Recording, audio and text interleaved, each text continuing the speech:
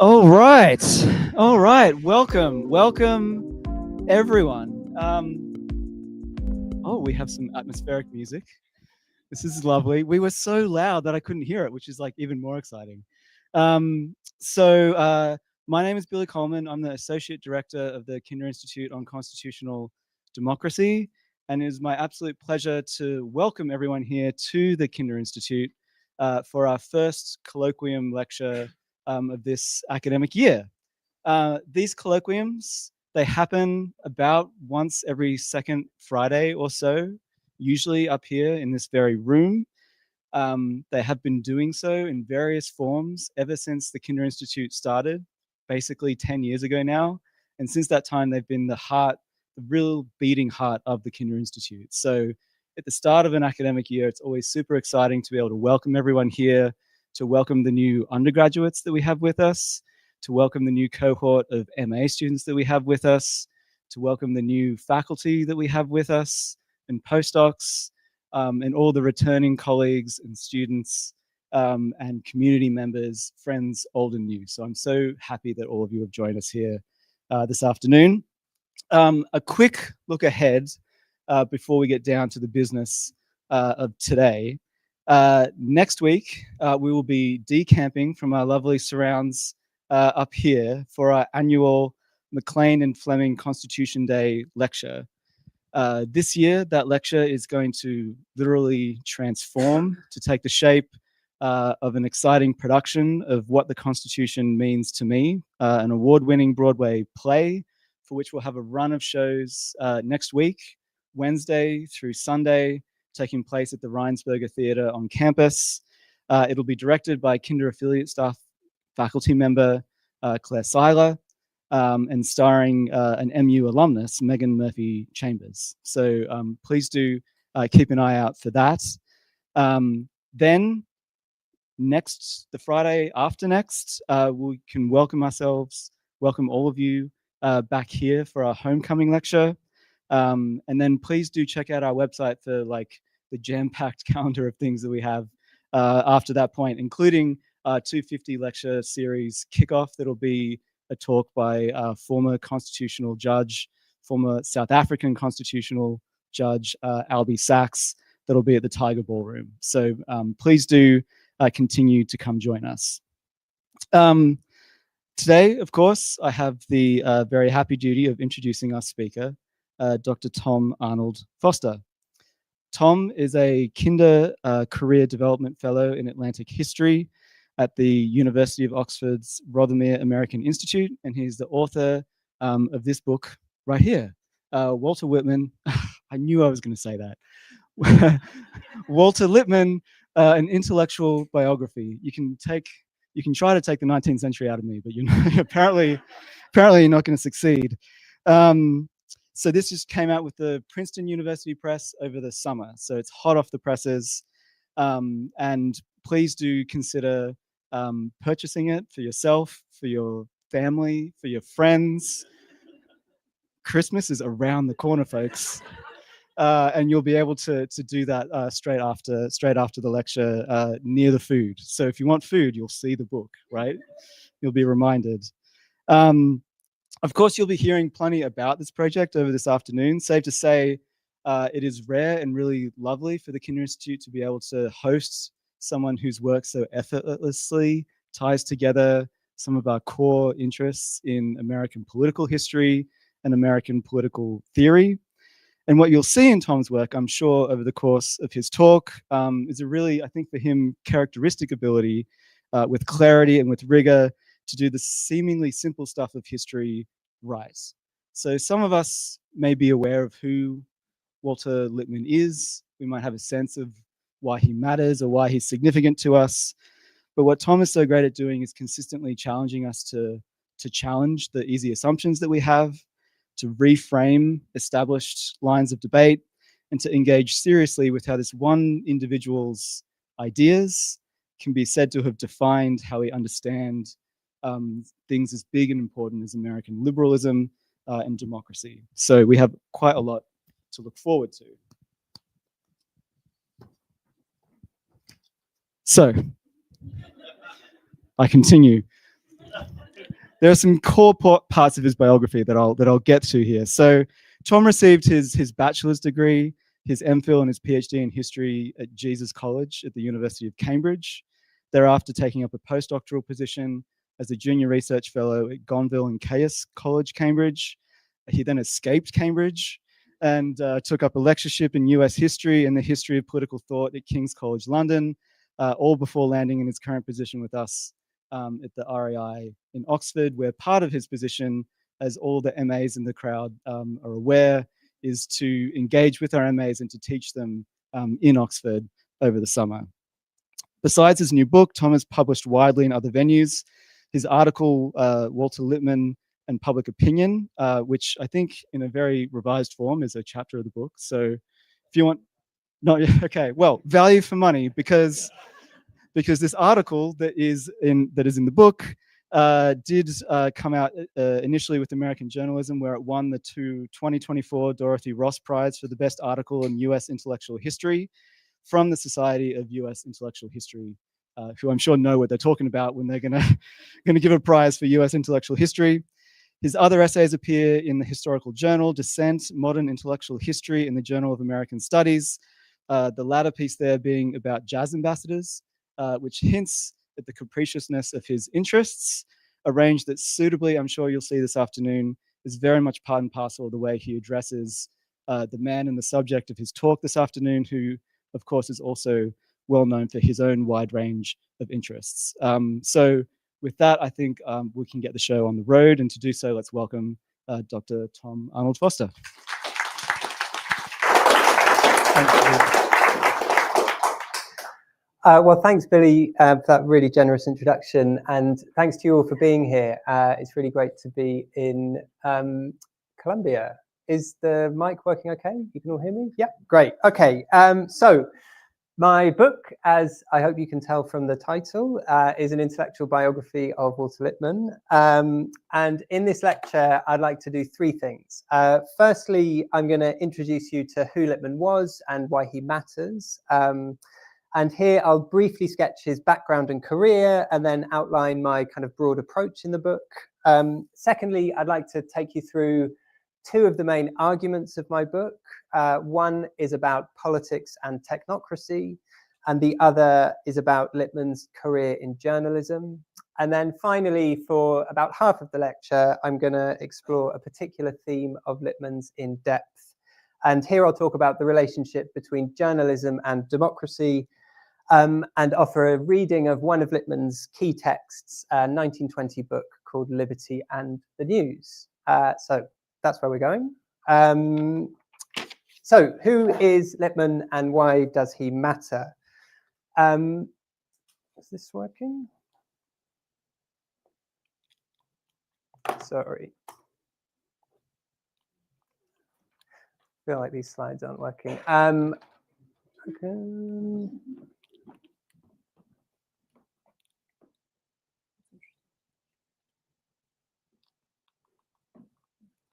Hang on, sorry about this, guys. It was working earlier. Oh, there we go. Great. I can use these. Perfect. That's all right. Who's Walter Lippmann?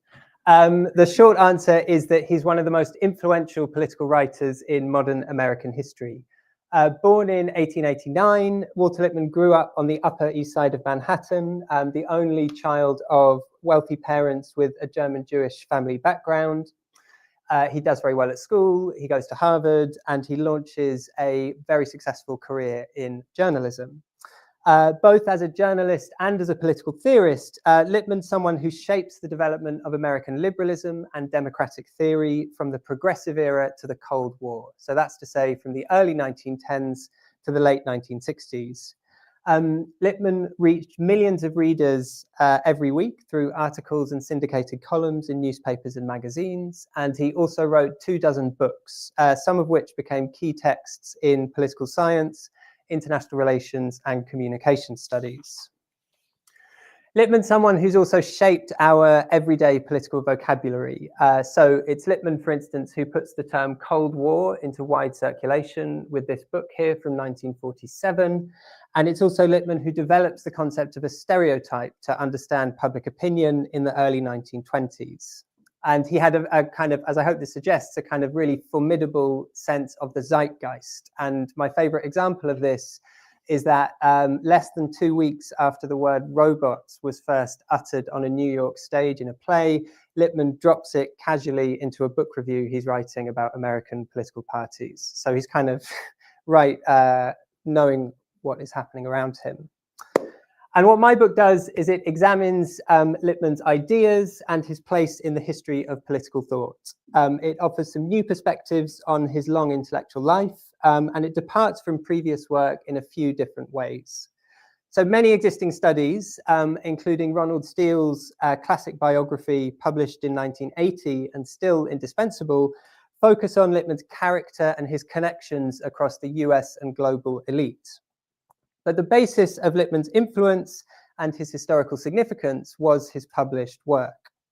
My book explores the development of his political writing through his contemporary engagements and through the content and impact of his arguments. In fact, kind of for all of his networked globetrotting, there's a key sense in which Lippmann spends most of his days sat at his desk, reading a book or writing a column. Lippmann's the kind of person who leaves few thoughts unpublished, who seems a bit remote to other people, and who fixed his gaze firmly on public affairs. The best kind of concise portrait I found of him comes in this gossipy letter that Louis Brandeis wrote to Felix Frankfurter in 1925. Brandeis writes that WL has a definite art as a mind and a pen. For the rest, we must look elsewhere. So I think Brandeis is onto something here. Lippmann matters because his mind and his pen were formative aspects of American political thinking in the 20th century, not because he was right or nice or had an especially vivid personality. His writing influenced the opinions of citizens in their millions and helped set agendas for several academic disciplines. Lippmann raised questions that many people found compelling, though fewer accepted his answers. How can democracy work in the modern world? What kinds of liberalism can it sustain? Who and where is the public? What's the point of journalism? Which experts are trustworthy? And what defines a Cold War? Lippmann's questions were sharply put and seriously debated. They mattered in the past and they resonate with the present. So, for better and for worse, Lippmann helped define the public debates and discursive parameters of modern American politics. By exploring his ideas in their historical context, my book aims to shed new light on his life and work and wider significance. Okay, that's a brief introduction to who Lippmann was and why he matters. And I'd now like to outline two main arguments that my book makes. So the first argument that I'd like to describe here is that Lippmann should be understood as a political rather than technocratic thinker. Since the 1980s, the scope and substance of Lippmann's ideas have often been obscured by claims about expertise and technocracy. That's to say, the rule of experts. According to a potted biography that shapes many histories of American political thought and journalism, Lippmann's early democratic faith in the progressive era was fundamentally shaken by the First World War, after which he embraced technocratic government in 1920s books like Public Opinion and The Phantom Public. Lippmann's association with anti-political expert rule has been entrenched through contrast with the philosopher John Dewey, whose 1927 book, The Public and Its Problems, argued for deliberative democracy and responded partly to Lippmann. However, as the media scholars Michael Schudson and Sue Curry-Jansen have shown, the analytic framework of the Lippmann-Dewey debate was constructed in the 1980s by James Carey as part of his case for a cultural turn within communication studies. By contrasting Lippmann's account of expertise with Dewey's account of deliberation, this framework of the Lippmann-Dewey debate contrasts technocratic government with democratic politics. Through this clear and binary opposition, and in ways that reflected a series of academic priorities of the late 20th century, the Lippmann-Dewey debate became a key framework across a range of disciplines. So it crops up in history, sociology, political science, communication studies, science and technology studies, and elsewhere. But as I argue in the book, the Lippmann-Dewey debate is a bad framework for understanding the history of political thought in the early 20th century. Lippmann and Dewey agreed on many things, and contemporaries did not see their differences as an era-defining argument. Nor, I think, Can the historical record sustain the view that Lippmann was simply an anti-political theorist of technocracy? In fact, unlike many others in the early 20th century, Lippmann saw expertise as, in essence, specialized knowledge and as something that was produced by and inevitable in any modern society. He thought experts should participate in policy making while also being subject to various forms of public oversight and scrutiny. Lippmann did not think that experts could provide a plausible source of techno-political legitimacy.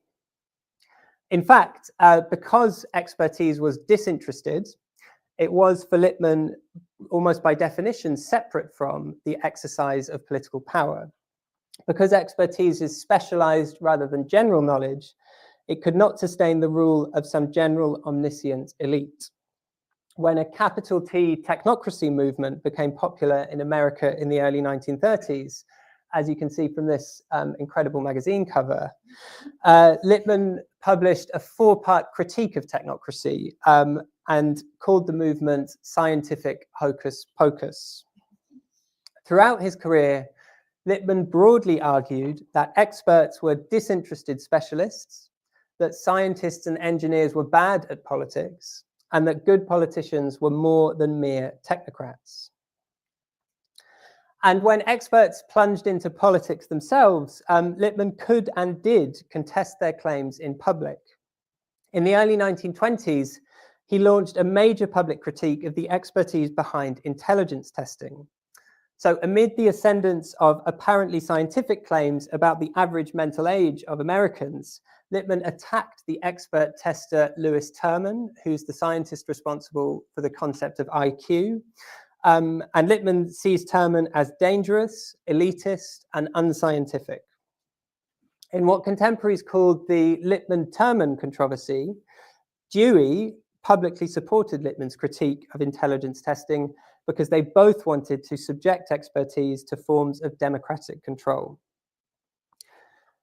So the image of Lippmann as a technocrat is, simply put, a stereotype. Rather than a one-note argument for the rule of experts, Lippmann's career was a 6-decade commentary on the vicissitudes of politics. Instead of developing abstract theories of expertise, Lippmann thought and wrote about the stuff of political life, which is to say, politicians, citizens, opinion, elections, parties, legislation, protests, the press, and much else. He saw politics broadly as the public affairs of a society constituted by a complex blend of material, historical, and psychological circumstances. And even as he probed the problems and uncertainties of public opinion, Lippmann always saw public opinion as the political crux of modern democracy. And he saw no alternative to democracy in the basic politics of modernity. So, political, not technocratic. What's gained from this perspective?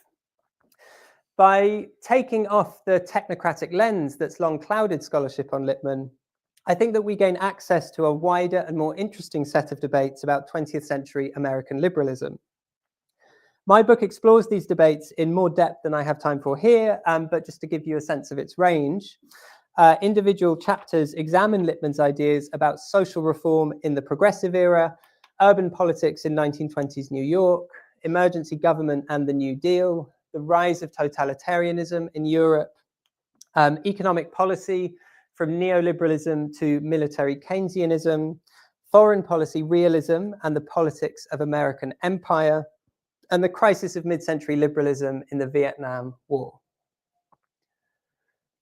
The point here is that for Lippmann, all of these debates went beyond claims about expertise and technocracy and bore instead on the political relationship between liberalism and democracy. It was this relationship and the place of public opinion within it that really drove his work. In general terms, Lippmann was a liberal Democrat who cared more about liberalism than democracy and who wrote much about tensions between them. Both for and against different kinds of democratic politics in different contexts, Lippmann saw democracy as a modern political fact with outcomes that could be liberal or not. He came to see the ideal democratic politician as Al Smith, the governor of New York in the 1920s. And for most of this decade, Lippmann worked as the editorial director of the New York World, a newspaper that strongly supported Al Smith and urban liberalism. In the 1928 presidential election, Lippmann's argument for electing Smith over Herbert Hoover was very explicitly an argument for democracy against technocracy. Hoover would be a bad president because he was an engineer, Lippmann thought, but Smith was a hugely talented democratic politician committed to urban liberalism.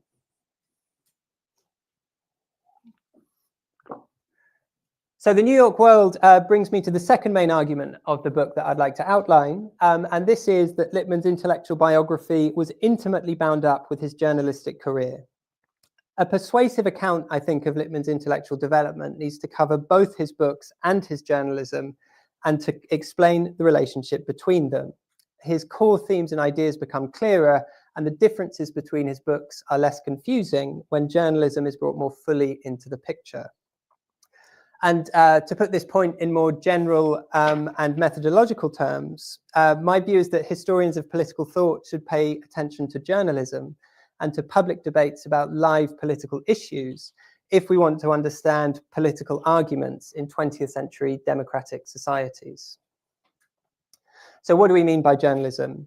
In broad terms, Lippmann saw journalism as a vocation with political responsibilities to inform public opinion and help democracy function. He was vocationally committed to a liberal political vision that linked news with freedom and democracy with public opinion.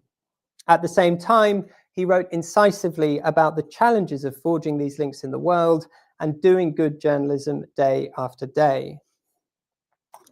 I'll have more to say about that in a minute, but for the moment, just want to highlight a related perspective on journalism's difficulties from Max Weber in his famous 1919 lecture, Politics as a Vocation. So talking about the politics of journalism, Weber says that, quote, a really good piece of journalistic work demands at least as good a mind as that of any scholar, above all because it has to be produced immediately to order and because it has to be immediately effective. Weber goes on to say that it is no small thing to have to deliver prompt and convincing pronouncements at the immediate behest of the market on anything and everything, on every conceivable problem in life, and to do so without falling prey not only to utter banality, but above all to indignity and self-exposure with all their merciless consequences. So Lippmann ran these risks for 6 decades. His career involved moments of notorious misjudgment and persistent dynamics of ideological conformity with prevailing elite opinion. But within and despite these dynamics, he produced journalism that was generally serious and often effective, and that shaped American politics across the 20th century. My book then explores Lippmann's work at the intersection of daily news and democratic theory. Okay, so I've outlined 2 main arguments so far, that Lippmann was a political rather than technocratic thinker, and that his journalistic vocation was central to his intellectual life. So now I'd like to turn to the particular theme that I mentioned in depth, the relationship between journalism and democracy. So throughout his career, Lippmann was both a working journalist and a critic of journalism. He often worried that newspapers were not serving the real needs of democracy, and he developed a left liberal theory of journalism in the early 20th century. By engaging with socialist critics like John Reed and Upton Sinclair, and through his own journalistic experiences and practices, Lippmann came to argue that American democracy needed a more professional, reliable, and truthful press. This is the argument, essentially, of his 1920 book, Liberty and the News. Lippmann's theory of journalism is usually interpreted through his claims about objectivity and through his propaganda work in the First World War. From this angle, His case for objective journalism was a response to the excesses of wartime state power, and objectivity can be critiqued for a kind of bloodless political neutrality. But what I'd like to suggest here is that Lippmann's main concern in Liberty and the News was not the wartime state, but the broader newspaper industry. While he worried about propaganda and saw objective reporting as highly desirable, Lippmann cared most about the political economy of the newspaper industry and about its political consequences for American democracy. What drove his theory of journalism was a critique of the dishonesty and inaccuracy that dominated commercial news production. So to preview the argument of what follows, journalistic objectivity for Lippmann was not a prescription for neutral media, but part of a political agenda for reforming the newspaper industry. And this agenda was ultimately geared toward a concept of liberty. In Lippmann's view, freedom depended on the news because newspapers shaped the public opinion that governed in a democracy. In this sense, liberty depended on the public's access to reliable and truthful journalism. So Lippmann's question here is, how free can democracy be without what he called a steady supply of trustworthy and relevant news? Rather than articulate a neutral vision of objectivity, Lippmann saw newspapers as crucially political institutions that helped define and could destroy the liberty of a democracy. These ideas engaged with older themes and debates. In the 19th century, many writers had argued that newspapers mattered for democracy in America. Here is Tocqueville, for example, in 1835. The American press makes political life circulate in all parts of this vast territory. Always watchful, the press constantly lays bare the motivating forces of politics and compels public men one by one to appear before the court of opinion. Through the press, Tocqueville writes, interests speak together without seeing each other. So this is a concept of journalism that Lippmann embraced. The idea here is that the press is a mechanism for democratic communication because it enables deliberation across a broader social arena than a town meeting. But for American journalists in the 20th century, the politics of journalism was structured by conditions within a highly developed and commercially driven newspaper industry. When Tocqueville is writing here in the 1830s, newspapers are quite easy to establish. What you need is a few subscribers, you need access to a printer, and you need something to print. And in fact, Tocqueville suggested that, quote, a newspaper cannot hope for very great profits, and that what he called great industrial talents will avoid the publishing business for this reason. But by the 20th century, American newspapers are extremely profitable businesses that effectively behave like manufacturing corporations. Publishers like Robert McCormick, seen here on the cover of Time magazine, and William Randolph Hearst are people who have industrial power. Many journalists worried that everyday news production could be corrupted by the commercial interests of advertisers and publishers, and that editorial independence was vulnerable to the industrial nature of the newspaper business. Lippmann was very critical when newspaper publishers tried to conceal these conflicts of interest. In 1912, for example, the American Newspaper Publishers Association told editors in a secret memo that was later publicized that Washington correspondents should, quote, treat favorably a trade reciprocity agreement between the United States and Canada. This agreement was then being debated in Congress, and it would have benefited the publishers by cutting newsprint and wood pulp import duties, which is to say by directly lowering supply chain costs for newspaper manufacturers. Lippmann argued that the publisher's memo showed how commercial interests could and did corrupt the content of modern newspapers. He wrote in a piece for Everybody's magazine that a democracy must, above all things, keep the sources of public opinion clean. If thought is to be sold and bartered, if favorable treatment for an issue is to depend on money, we are in a bad way indeed. So what Lippmann's arguing here is that commercial priorities in news production can undermine democracy's need for honest reporting. At its core, his theory of journalism was about protecting and improving newspapers as sources of public opinion. This emphasis first emerged not through wartime experiences with state propaganda and censorship, but through pre-war debates about daily market pressures in the publishing business. Okay, in 1914, Lippmann became one of the founding editors of the New Republic, a weekly opinion magazine that was funded through philanthropy and oriented politically to the broad liberal left. His work here often explored how commercial newspapers produced unequal patterns of public opinion that reflected elite interests. When the Titanic sank, Lippmann wrote in 1914, it was very noticeable that the anguish of the first cabin passengers meant more to the newspapers than did that of crew or steerage. Conversely, he added, the injuries of foreign-born labourers on construction work are hardly reported. Lippmann sees the ultimate solution to these problems as social democracy, but he also thinks that achieving this kind of politics will need a different kind of newspaper industry. Until the press covered structural labour conditions as carefully as luxury cruise ship disasters, public opinion would swoon over aristocrats while ignoring or attacking immigrants. So, in this early stage of his career, Lippmann was interested in labour journalism. In 1915, he wrote a long report on women's labour force participation called The Campaign Against Sweating, which the New Republic published as a special supplement.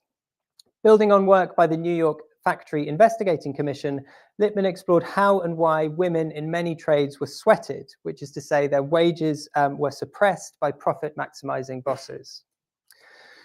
He argued that new legislation could ensure a living wage for every woman and that public opinion should care a lot more about labor issues. But this is the rub for him. Most of the press did not see women's labor as newsworthy, and a New Republic supplement would not change this reality. A newspaper like the Chicago Tribune sold more than 300,000 copies a day, while the New Republic managed 15,000 a week. Nor, in general, was it easy to do good journalism. Even at the New Republic, with highly favorable conditions and comparative editorial freedom, Lippmann quickly sensed the inherent transience and difficulty of journalism. He stressed that being a good journalist meant embracing provisionality and resisting what he called, quote, the appalling conceit that here is truth, objective, impersonal, cold. Lippmann's friend John Reed argued that journalistic truth lay in subjective, personal, and passionately engaged writing. Reporting on the Mexican Revolution, for example, Reed plunged his readers into the drama of the battlefield with an immersive and romantic authorial persona. This kind of journalism had dazzled Lippmann at first, but he came to mistrust both its personality and its positionality. He wrote in 1914 that Reed has no detachment and is proud of it, and that by temperament he is not a professional writer or reporter. Lippmann's critique here reflected the growing distance between his own reformist liberalism and Reed's more radical socialism. Reed did see detachment as a mistake, not because of pride, but rather because he thought it obscured the issues at stake.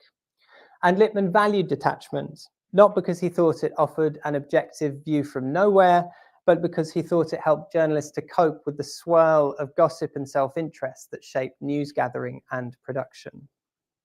Lippmann and Reed later fell out, but they both saw journalism as a political job that pursued particular goals.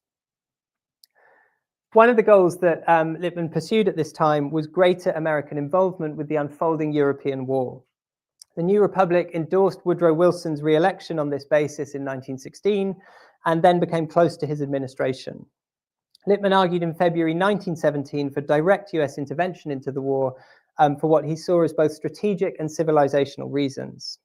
When America entered the war in April, questions arose very quickly about wartime journalism. In general terms, the American newspaper industry was strongly and quickly committed to supporting the state's war effort with propaganda and self-censorship. Despite a dissenting minority, which included Reed and Randolph Bourne, most American journalists debated the details and best practices for propaganda. Few doubted its legitimacy, and many offered their services to the state. For his part, Lippmann argued for civilian rather than military censorship, warned against the dangers of aggressive propaganda, and told Wilson that the New Republic was, quote, entirely at your disposal. The main propaganda institution that emerged in the United States was the Committee on Public Information, which was chaired by the muckraker George Creel. Lippmann disliked Creel and never joined the CPI. He left the New Republic in June 1917 and ran through a series of wartime jobs, 4 months as special advisor to the Secretary of War in Washington, 8 months working for a post-war planning group in New York, 4 months on the Western Front as a military propagandist, and 3 months on the fringes of the peace conference in Paris. These wartime experiences were important for Lippmann's political thinking, and they pushed him to engage with foreign policy and international relations. But I think it's possible to overstate the war's impact on him. What strikes me about Lippmann's wartime jobs is their brevity. He was happy to scheme and quick to leave, and generally better at writing about politics than actually working for politicians or bureaucratic institutions. Returning to the New Republic in March 1919, Lippmann attacked the Treaty of Versailles and criticized state propaganda. He wrote that the, quote, manufacture of opinion, both for export and for home consumption, has reached the proportions of a major industrial operation. Having long worried that commercial newspapers could manipulate public opinion, Lippmann now warned that wartime states had mobilized this capacity in alarming new ways. These worries and warnings both shaped the book that became Liberty and the News, which was published in January 1920. Lippmann's aim in this text was to explore why democracy seemed to be in crisis and what kinds of journalism could help address it. He wrote in the introduction that, quote, many are wondering whether government by consent can survive in a time when the manufacture of consent is an unregulated private enterprise. For, in an exact sense, Lippmann stressed, the present crisis in Western democracy is a crisis in journalism. State propaganda and censorship were clearly part of this crisis, but Lippmann framed its deeper significance as something more structural than recent wartime experience. The real issue for him was that newspapers were an unregulated private enterprise, which operated according to what he called entirely private and unexamined standards. Whether or not the state is at war, the newspaper industry had enormous power that was often unaccountable over public opinion. Indeed, it's the industrial scale of 20th century newspapers that proved so useful to wartime states. Lippmann's point then is that commercial news production, not exceptional war conditions, most defined the entangled crises of journalism and democracy. Propaganda and censorship, from this perspective, are ordinary vices of commercial journalism. The war had intensified these problems with new modes of state control, but the problems themselves went deeper than state power. This, I think, is revealed in Lippmann's description of the publishing business as an extremely refractory and increasingly disserviceable mechanism into which has been thrown, especially since the outbreak of the war, another monkey wrench, propaganda. So the metaphor here is telling. War propaganda is a spanner in the works of the newspaper industry, with the industry itself as the much impaired engine of mass communication. Lippmann warned that newspapers were losing the public's trust and that sooner or later citizens would try, quote, to bring the publishing business under greater social control. And in 1920, much of the American newspaper industry was in the business of publishing dishonest and misleading journalism. Mainstream papers often ran fake stories and shocking pictures to boost their circulations and beat the competition. The New York Daily News, for example, a conservative tabloid that prized scandal and scorned precision, soon became the highest circulating newspaper in the United States. These papers were undermining democracy, Lippmann thought, because their business models worked against the public's need for truthful journalism. Lippmann argues then that there can be no liberty for a community which lacks the information by which to detect lies. Without access to accurate news, which meant access to honest newspapers, the freedom of a democracy was threatened because the whole basis of public debate was undermined. In this sense, Lippmann wrote, "Liberty is the name we give to measures by which we protect and increase the veracity of the information upon which we act." So what does that mean? What Lippmann is arguing here is that liberty names the news structure that best served government by public opinion. He thought democracies were free when public opinion had free access to good journalism. He liked and wanted mass circulation newspapers, but worried about their commercial priorities and everyday propaganda. So what's the answer? Lippmann argued for the professionalization of journalism. He wasn't the first to embrace this agenda, and professional standards for journalists have been developing since the late 19th century. The University of Missouri, needless to say, founded its School of Journalism in 1908 under the direction of Walter Williams. But there are some distinctive aspects of Lippmann's case for professionalization that I'd like to bring out here.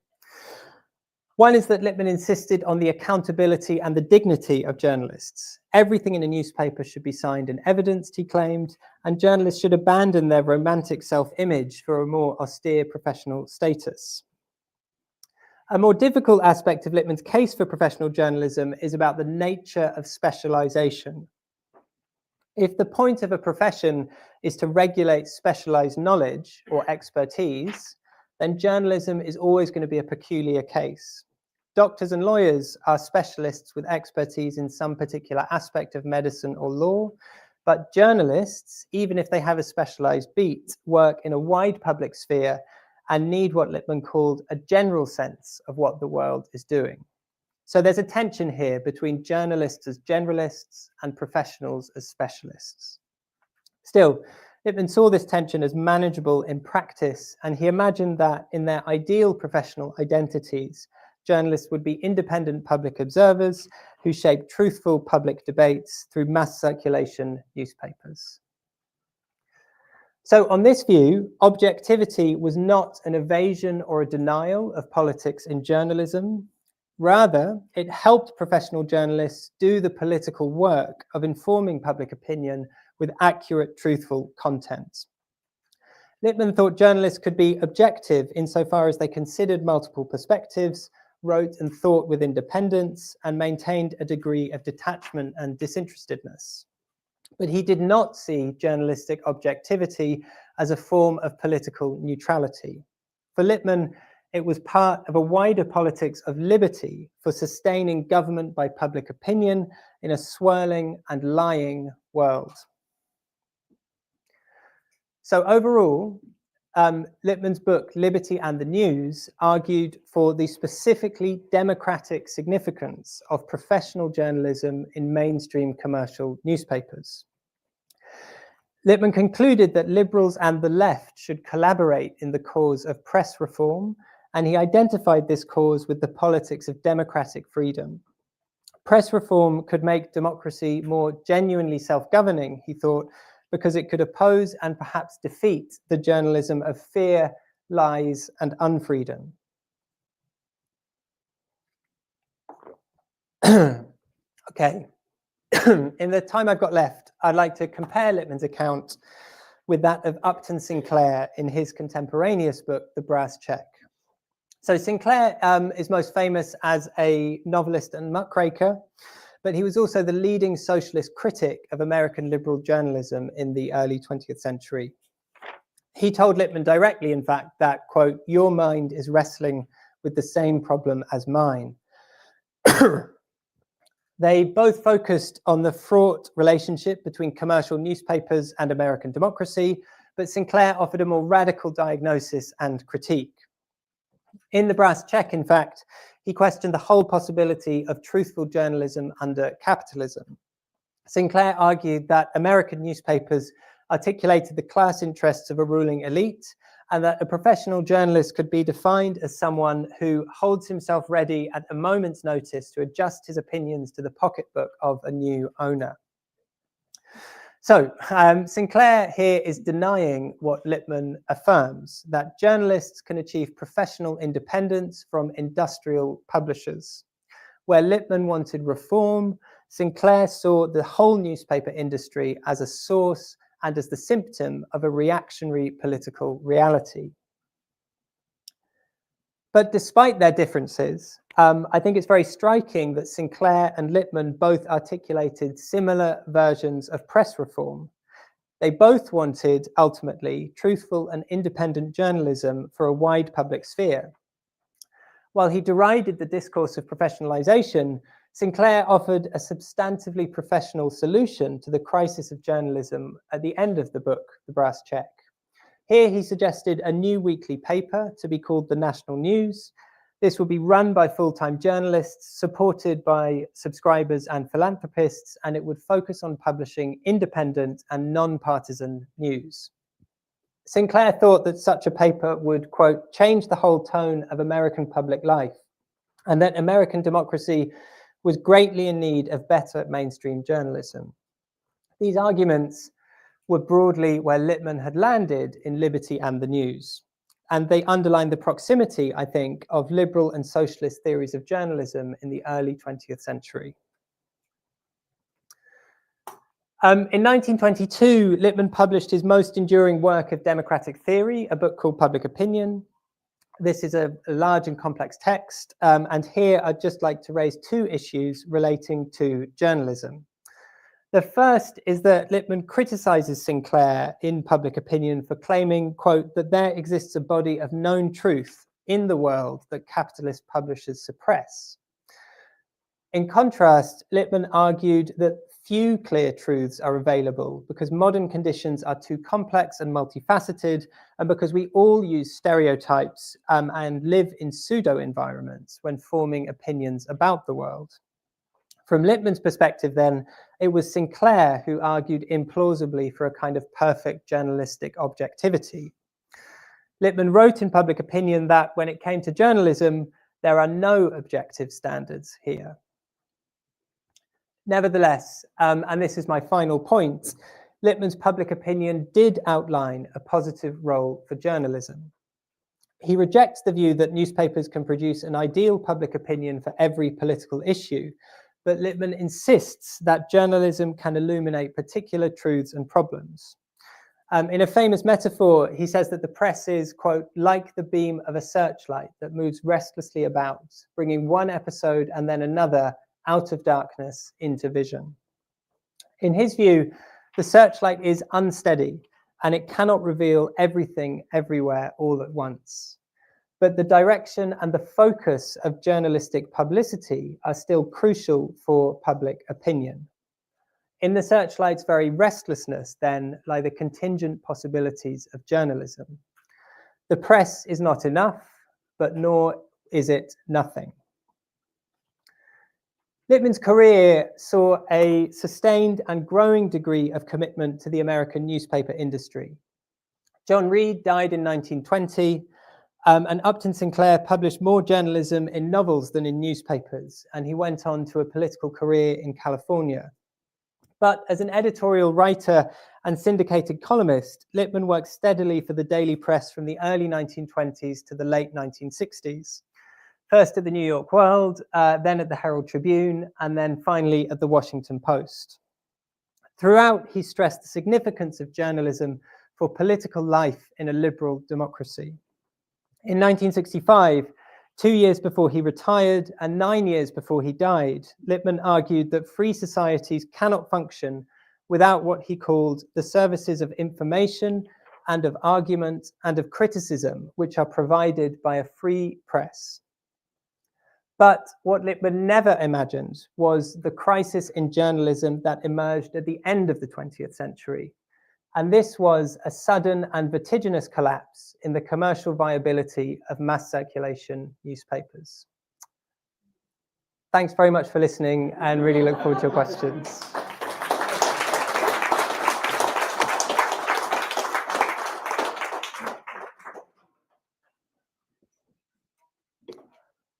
All right, wonderful. Well, we do have a good amount of time for questions.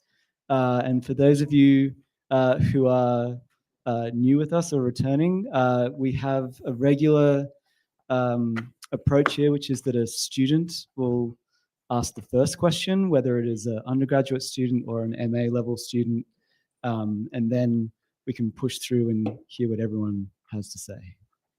Is there any student question?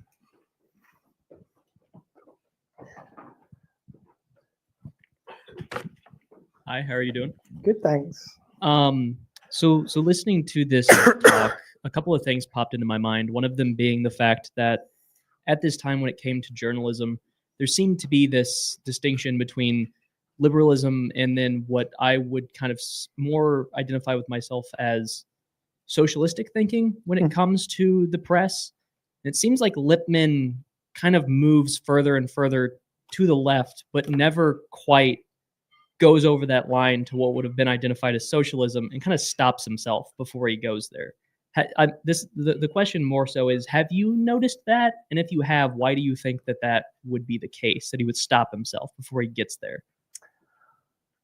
That's a great question, and thank you for it. I suppose I think I would frame it slightly differently and suggest basically in this kind of early stage of his career and more broadly in American political culture and American political thought, the boundaries between liberalism and socialism are a lot more fluid. And Lippmann starts out of his career as a socialist, as a member of the New York Socialist Party. So he's involved as a partisan, as a socialist at the early stage of his career. And before his kind of other job actually working in politics before the First World War is working as the political secretary for a guy called George Lunn, who's a socialist mayor of Schenectady, New York. So he's in the party. And I think the broader point here is that liberalism and socialism for people like Lippmann in the early 20th century are not kind of antagonistic categories. And the point I'm wanting to make here about journalism is that there are different positions on what newspapers are. Someone like Upton Sinclair is much more suspicious than Lippmann about the newspaper industry. And there's a sense in which Lippmann's continuing work in the newspaper industry here is, in a sense, a kind of settling for capitalism, or a way of kind of accommodating himself to a particular capitalist industry. And over the course of his career, he basically moves from a young liberal socialist to an older, more conservative liberal. But I think I'd say at this stage, the boundaries are much more porous.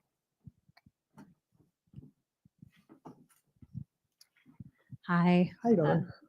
So great meeting you. Loved hearing about this work. Really, really exciting stuff. I think, obviously one of the prevailing threads that kind of came out in this is the kind of this question of the stance between journalists and the work that they're putting forth. Mm-hmm. And Lippmann and the various interlocutors that he has come to really different answers on this particular question. But I think a kind of similar set of questions about like author and stance and vantage point can be said about biographers and their subjects. And so I'm really just interested in hearing you kind of think with that set of questions. Where do you see yourself as situating yourself as a biographer with respect to this work? Like, obviously, we all have takes on our work. I think you were, fairly careful in how you hedged it here, but, I'm not necessarily asking you to like tell us what your stance is, but how do you think through that set of questions, and do you think they matter? I mean, I certainly think they do matter. And my own position is that of a historian. That's to say, this work is a historical work, and the kind of primary objective of it is a kind of ruthless historicization rather than any kind of normative resurrection. I also think more generally, I hope scholars in all sorts of disciplines can get something from it. But my view is that with a subject like Lippmann, what a historical perspective enables is a kind of understanding of the ideas in a lot more depth than you're able to get by like picking a book off the shelf and just reading it as a work of kind of abstract political theory. So another way of putting this is what I was saying about his career in journalism shaping his intellectual biography. He's kind of someone who demands a historical perspective if you want to get at what he's saying. And more generally, partly because he is engaged in so many debates all the time, there's no kind of overall liberal system available in this body of work. There are a series of contributions to shifting debates, and the book tries to examine those debates in each of its chapters by kind of digging into what's being said in their context.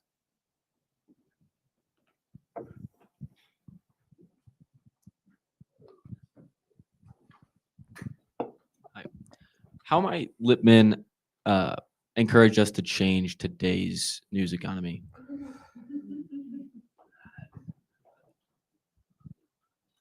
Well, I think he'd be very confused by it. I think, what I'm trying to say here is that the whole basis of this account of journalism and democracy is rooted in a commercially successful newspaper industry. And what I think this kind of shows us is, there are obvious resonances with claims about like fake news, propaganda, like this image here is a cartoon about William Randolph Hearst as a kind of spreader of lies, as a press baron, and obviously a lot of these themes are still with us, but the kind of big difference between the 21st century and the 20th century that I think we haven't fully reckoned with is the collapse of the political economy that sustained these ideas about journalism. And I don't think Lippmann has easy or good answers to those questions.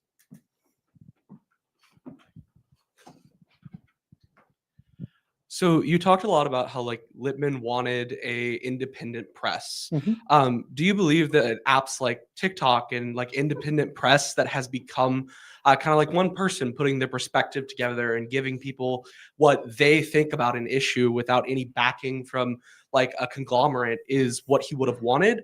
Or do you think it needs to be this conglomerate under his perspective of worldview?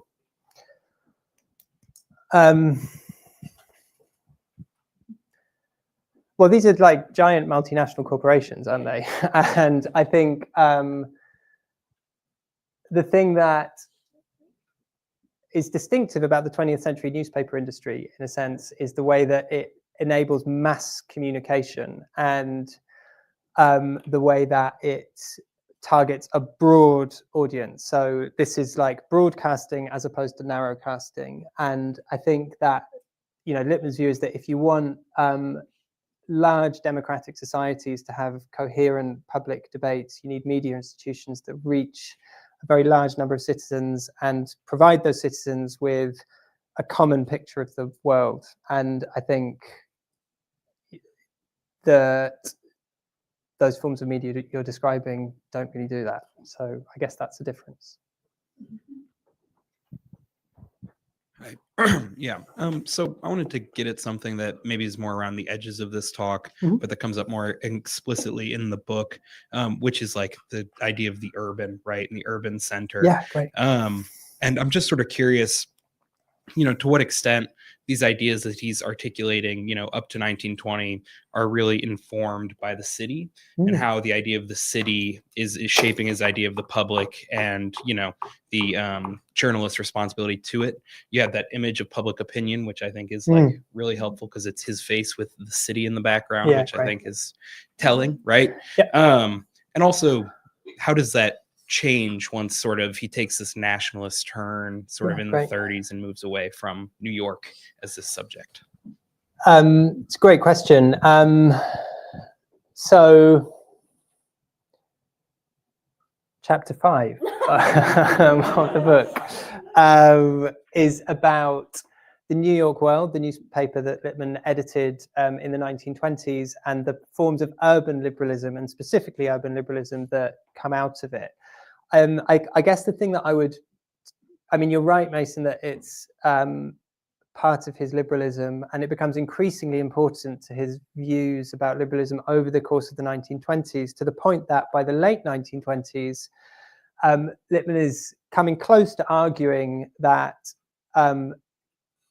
urbanization is at the leading edge of American modernity and American modernization, and he's implying quite strongly that eventually everywhere will be like New York. So there's a strong teleological account of urbanization that gets bedded into his liberalism. It's embodied by Al Smith, the governor of New York, son of the city, and a kind of vivid symbol of urban liberal modernity, who Lippmann thinks carries that and represents that politics in the national scene. And then I suppose it drops out of his politics, partly because Smith loses the 1928 election in a landslide to the technocrat Hoover, but also because he moves to New York, the New York world collapses, and this gets at something about the newspaper industry as well, which is that by the 1930s, papers like the New York World are struggling, newspapers are merging, and there's effectively a nationalization of news content, and newspapers kind of cover their cities less and cover the nation more. And Lippmann, in a sense, rides that wave because he becomes a syndicated columnist, syndicated coast to coast. So it's partly intellectual trends and partly it's industrial and economic trends. Hi, it's kind of building off Mason's question. It's about the urban world. So obviously, Lippmann is writing a very contentious period for journalism and the responsibility of journalism. But I wonder, does he extend that through to the responsibilities of the newspaper industry as a whole? Because at the same time, you have these kind of competitions between the great Hearst papers or whatever.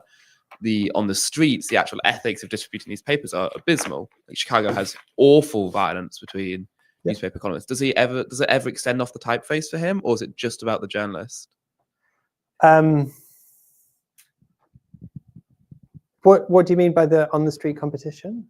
So is it 1916? There's an outright gang war in Chicago between the newspaper stands.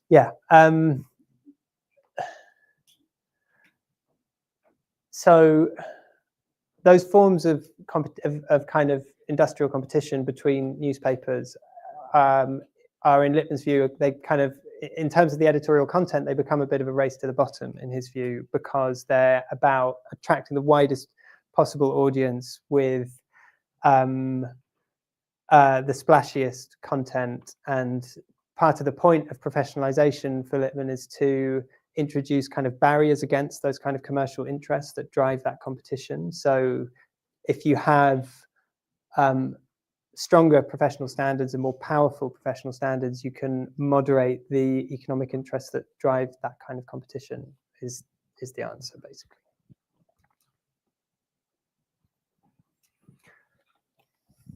I too am going to follow a question off of Mason's questions, as we all do at the seminars, but I'm interested in the debate or the differences between Upton Sinclair and Walter Lippmann in terms of life experiences. I didn't know very much about Lippmann's life, but I'm picturing a man who comes from wealth, some measure of wealth. He's lived on the Upper East Side, Harvard.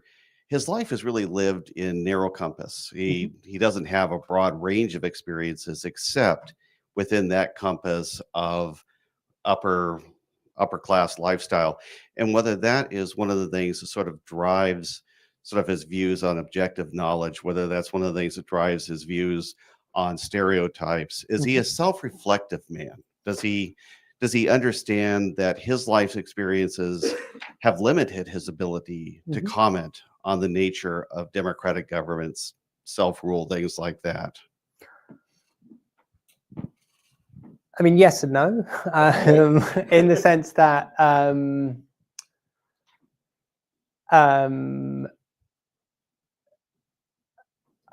mean, no, in the sense that he certainly has and shares many of the prejudices of his time and class, and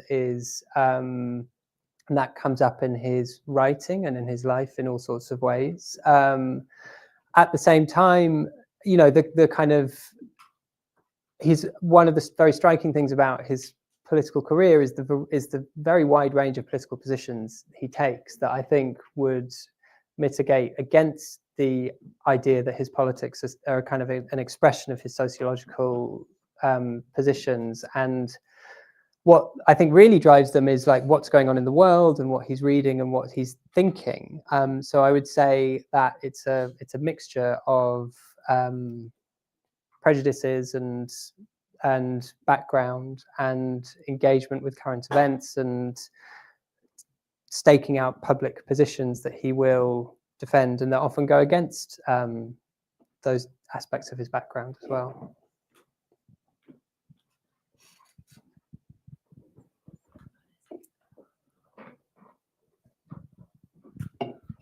Thanks, Tom. That was very impressive. I have a question about his concept and understanding of democracy. You talked a lot about journalism and how journalism was linked in his ideas or in his thinking to the crisis of democracy. And it seems there's always been a crisis of democracy, right? It's as old as democracy itself. So I was wondering, what would a healthy democracy look like to him? A democracy that isn't in crisis, because it's clearly more than just free and frequent elections, right? It's got to do with pure information leading to a better informed public opinion. So that suggests the idea of that the formulation of values and decision making should be based on information somehow, well-grounded information somehow. Yeah. But that opens the door a little bit, at least, to a kind of slippery slope towards being a technocrat, which he isn't, right? So I'm just wondering how, in his ideal world, what would a functioning, healthy democracy look like? It would look like Al Smith's New York in the 1920s. Which means a kind of liberal, modernizing democratic state with broad public support and a functioning newspaper industry and popular and responsible politicians. So there's a kind of clear picture of the kind of what it's like in practice for him, and he'll say very explicitly, like, Al Smith is the ideal democratic politician, because he's also bound up with a lot of these arguments about urbanization that we've been talking about. In terms of, to put that in more kind of political theory terms, I mean, the basic definition of democracy that Lippmann and many others in this period go for is that democracy is government by public opinion. And one way of understanding how he conceives of that is that he moves from the kind of social psychological perspective on these questions that you were describing there in the 1910s and 1920s, and then as a different kind of crisis of democracy emerges in the 1930s, he becomes a lot more interested in questions about constitutionalism and law, and comes to see government by public opinion bounded by the rule of law as a more kind of crucial way of thinking about democracy. So there's a kind of crisis of democratic theory in that sense that he moves into in the 1930s that associates democracy more strongly with constitutionalism, and that's related to the rise of totalitarianism in Europe. So it's both public opinion and law by the end of his life. All right, I think we have time for about a couple more. So how does Lippmann grapple with having been a propagandist during World War I? Like, does this personally show up in his own writings? Yes, he's very critical of it. I mean, it's a key distinction here is between civilian propaganda, which is to say propaganda designed to control domestic opinion, which Lippmann doesn't get involved with, and military propaganda, which is to say propaganda designed at undermining enemy morale, which he does get involved with at the end of the First World War.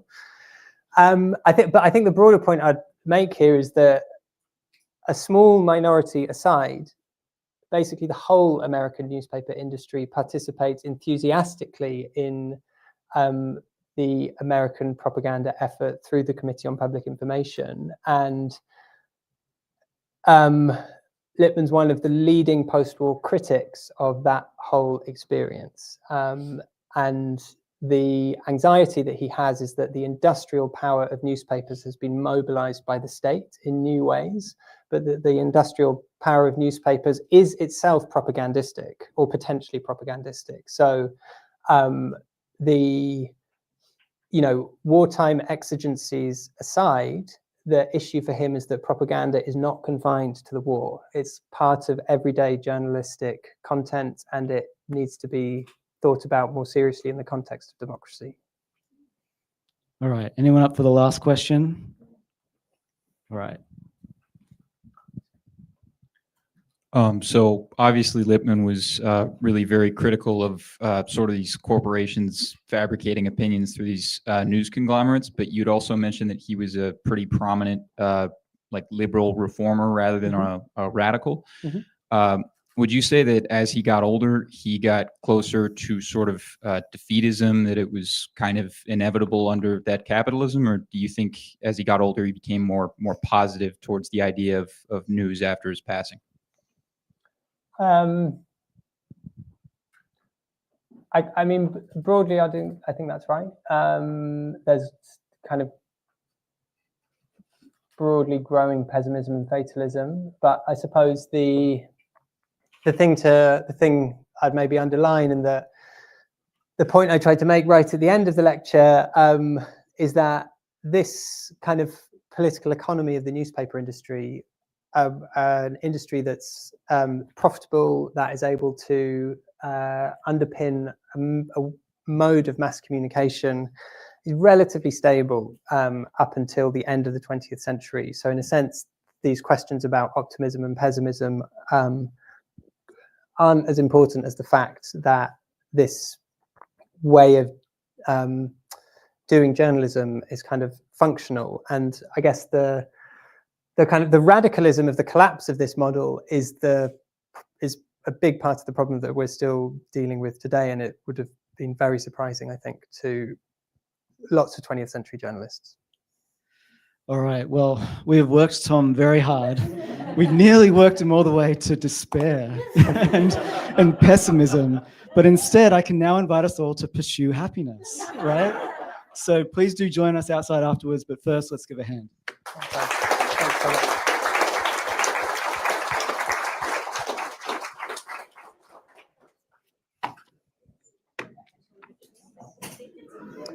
Great. Right. Nice stuff. Oh, thanks. So many questions.